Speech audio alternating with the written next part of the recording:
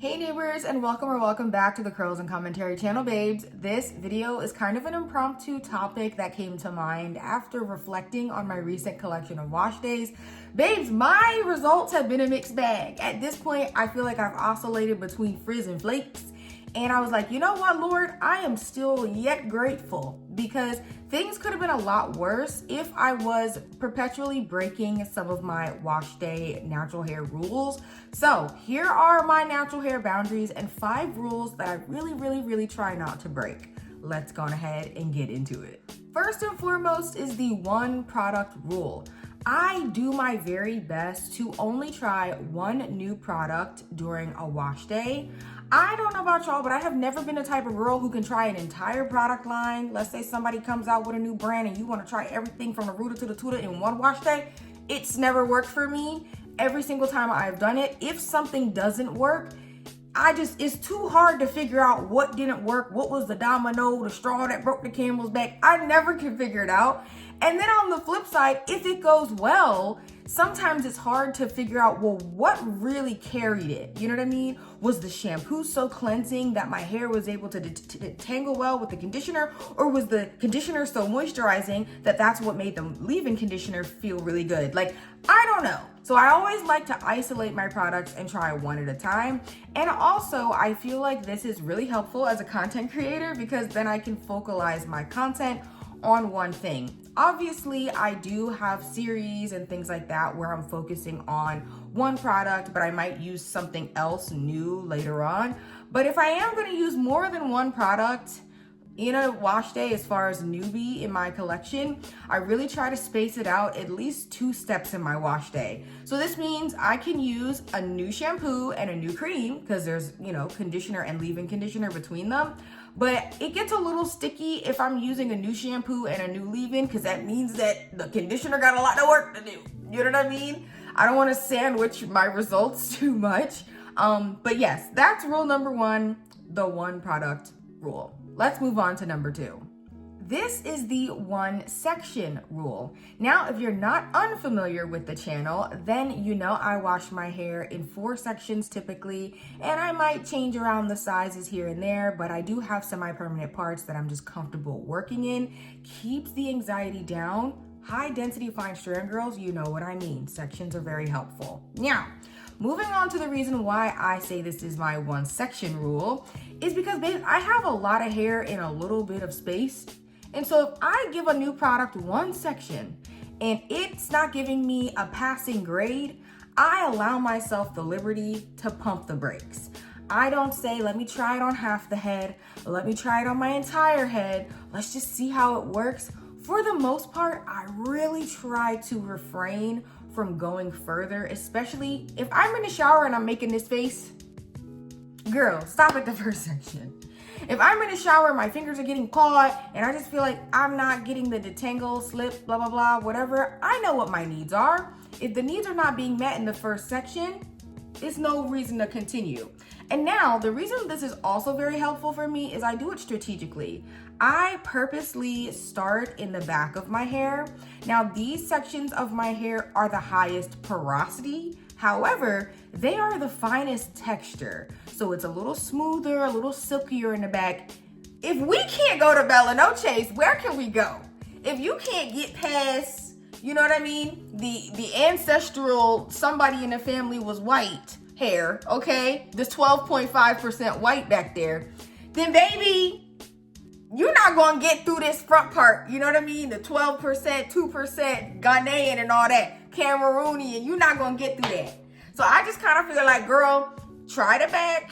If it don't work, no judgment. And a lot of times, 1 section's worth of product use is enough to return without batting an eye. So let's move on to number 3, babes. This is my repurpose before reject rule. Now, in the event that I did the 1 section but still used too much, or I bought a product on clearance and I can't return it, I do my darndest to repurpose the product before rejecting the product. Now, what this looks like on my day-to-day or, in seasons where I've purchased a good amount of new products, one of the seasons I'm in now, is if it's a deep conditioner, and I didn't like it, which y'all know I've got a few in my series that I didn't like, I will happily go ahead and mix them, cocktail them into something else. A little bit about what that looks like. If I have, let's say, a conditioner that has no silicone, it was maybe high moisture, but it doesn't really have any slip or anything like that, I might mix it into a conditioner that has a lot of silicone and slip, but maybe doesn't have the substance or the moisture, and I try to pull a little bit from both, okay? Another example of this is if I got a little tint left of this and a tint left of this and a tint left of this, I mix the tints together, okay? I just mix them together and I cocktail them in the bathroom, just mix it, okay? I literally have a spatula just for hair products that I mix up, all right?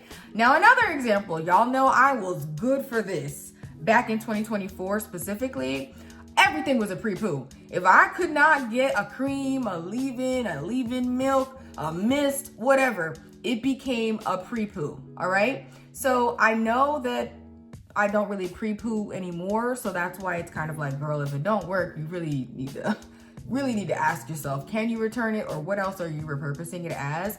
But yeah, the other thing that I would say is every now and again, if you're somebody who uses rinse out conditioners, you can repurpose a rinse out conditioner as a leave-in conditioner. Some people repurpose deep conditioners as creams or leave-in conditioners as well. But of course you gotta be careful depending on, you know, glycerin level, humectant level, protein level, stuff like that. But you can definitely get crafty, and I try my best to do so, especially in the event that I cannot return. If I can return it, I absolutely will try my best to do so, but more on that in a minute. Let's move to number 4. My 4th rule is no bad back-to-backs. Sounds a little funny, but let me break down what I mean. Case in point, you guys over the last month and some change have seen me have a series of bad wash days wherein I get some flaking, I get some frizz, and I'm just not very pleased with my results. Now, one thing you don't know is that between those bad wash days was a wash day that was perfectly fine. I do my best to not have bad wash days back to back. And so that means if I tried something and it didn't work, I really try to go back to a home base, whether it's a conditioner I know works, a styler I know works. I always walk it back because I don't have the mental capacity to literally go 2 or 3 wash days back to back, especially if y'all were watching the Moisture Matters series and you saw my struggle with the product buildup and all of that jazz. I told myself, no bad back-to-backs, okay? So you guys might see new content, new products and stuff like that every now and again. Be like, dang, June, you're just having a hard month, or you're just having a hard few wash days. There's been wash days in between on purpose that I just use something that you guys maybe have already seen me use before. And one other thing I'll say as an aside, as far as the wash days you guys don't see in between, as a natural hair content creator, this is a super fun hobby for me. And a lot of people run into burnout, or they feel like they're just making content and it's just being consumed and they're feeling ran by their page and stuff like that. Thanks be to God, I kind of baked into this endeavor that I am not going to record every single wash day. And so there's a lot of wash days that you guys see, but there's a good amount that you don't see. If I'm not in the mood, or if I'm overstimulated, or if I have product buildup like I had, there were several videos, several wash days that you could have seen, but I just didn't record because I was tired and I just didn't have much to say, you know? And so that's another thing that I do as like a protecting film around my content creation. So if you're somebody who creates content, natural hair content, and you notice you're sort of getting worn down or something like that, it might be good to associate your favorite products and, you know, the products that you know kind of hit every time with not filming. So most of the time when I use a product that I know and love and I kind of do a routine that I know and love, I don't film. I just kind of keep it to myself and enjoy the process of doing my hair. So that was a long aside, babes. But let's go ahead and wrap this up with my rule I try not to break, number 5, which is, babes, keep your receipt. That's the rule, the keep your receipt rule, okay? I have said this plenty of time, many a time, but baby, keep your receipt. Now, if you really want to be a gangster, when they do the email or print or email and print, hit the email and print. I got a whole label and folder in my Gmail with receipts, okay? I'm like Mariah Huck for natural hair. Baby, I got the receipts, okay? This is really a saving grace. This is grace right here. Because you know how many products I was sampling and trying, you know, just trying to find your way on the natural hair journey. Not sure what you guys think, but personally, the hardest part of my natural hair journey, aside from navigating major setbacks like heat damage and stuff like that, was finding products that work for me. Having some go-tos and stuff like that, it's very hard to find staples, especially if you're somebody who has differing, like, you know, hair specs. A lot of times people with coarse hair can do certain things. People with high density or low density hair can do certain things. Trying to find a mixture of products that works for your hair specs can be hard, okay? Especially if you like to wear your hair a certain way. But we move. The keep your receipt rule has really been helpful for me. And I'm telling you, I have receipts for stuff that I've probably used up already, but you never know. You never know. The more that you mature in your natural hair journey and the more that you like learn your hair, you probably won't, you know, need to return as much, but I definitely had a high yield return season, okay? I literally, especially like around my birthday, like Labor Day, I would not have been surprised if they said, ma'am, we need your license. Like, we need to verify this is who you are, because I had bought so much stuff around Labor Day, and there's really not as much of a grace period during that time of year as there is for like Black Friday or Christmas. So if you are somebody who wants to blow a bag on new hair products, girl, do it around Christmas, because they extend the return periods and stuff like that. They're a lot more flexible. But yes, y'all, I always keep my receipts, and that has been a major key for me. It's a rule that I really try not to break, even when I feel like it's a product that I like.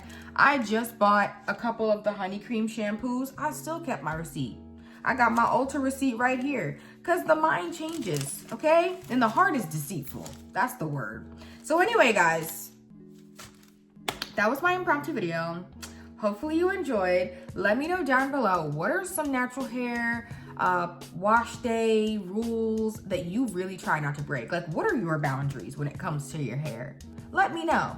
Let me know. Once again, thank you guys so much for watching. I hope you're enjoying the content on the channel. The girl been cranking it out. She a whole natural hair content creator, okay? She a little content creation machine, baby. But yes, we thank the Lord above for all of the things he's allowing me to do in this season. See you guys in the next one. Actually, real quick before I go, this is a day 2 update on this Next of Us Mixed Chicks braid out battle, and I feel like the Next of Us is gonna definitely get me through the weekend when I redo it. The Mixed Chicks side looking a little ate up. She looking a little grinded up. But yeah, and it's also looking very choppy, the cut.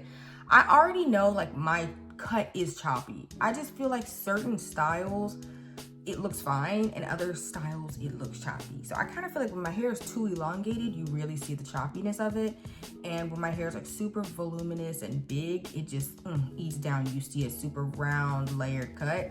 I think the problem is I can't achieve that super round fluffy look all the time, because it's too much stress on my hair with the rub air, and it's just not enough moisture. So that's kind of something I can do in the summer, but the wintertime, I really don't feel like my styles last, like the stretch styles last like that in the wintertime. But yes, y'all, I don't know. I might have Tamina go back to the drawing board on this joint, because the heat damage plus it looking choppy, it's giving, girl, I don't even know. It just is looking like somebody who got on the shirt with the shorts, but they got their belly out. It's a clear distinction.